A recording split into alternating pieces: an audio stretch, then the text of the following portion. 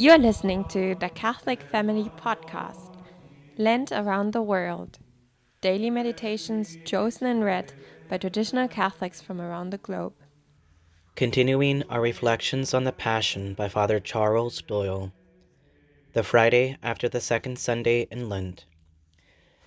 The miracle that was worked to cast the enemies of Christ to the ground, as he said, "I am he," was done to prove that while the Son of God would not thwart the purposes of his sworn enemies who thirsted for his blood, the Master was resolved to do enough to render them inexcusable in putting him to death. If they proceeded to arrest, torture, and crucify Christ, they would do it with the knowledge that they were acting against one who had divine power. The miracle was done to convince the enemies of Christ, led by the traitor Judas, that their imminent act was wrong, and that if they proceeded to culminate it, they would be accountable for it. The miracle went as far as to make those miserable who laid hands on the Son of God, but not so far as to frustrate their impious design. It scarcely ever happens that we commit any great sin without experiencing great resistance. This is particularly true of the first great sins in our life.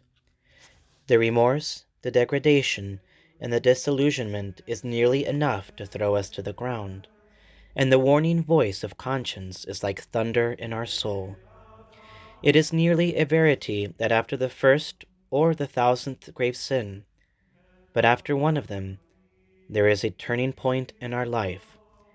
We must not look to be kept prostrate on the ground, for the mastery of conviction will release its strong hold, and we will gradually feel at liberty to arise. And then, what shall we do?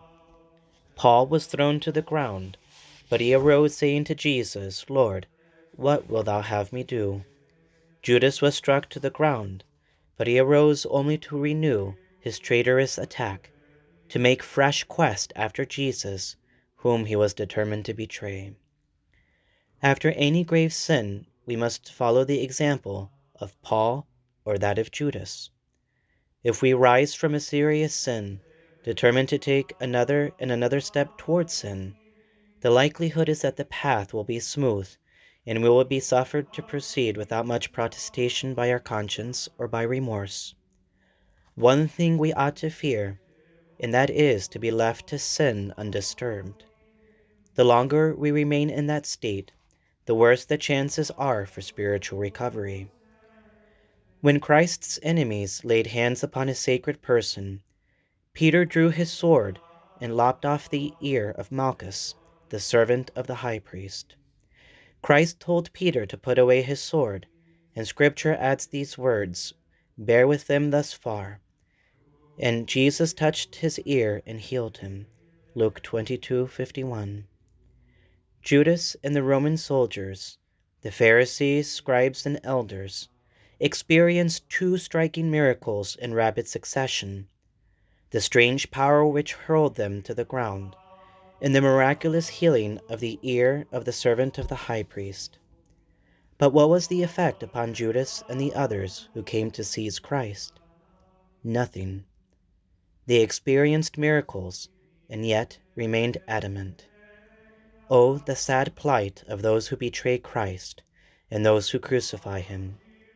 St. Paul says that when men sin, they crucify again to themselves the Son of God and make him a mockery. Hebrews 6:6. Never let a day pass without saying your 3 Hail Marys, morning and night, adding this ejaculation, "O Mary, my Mother, preserve me from mortal sin this day."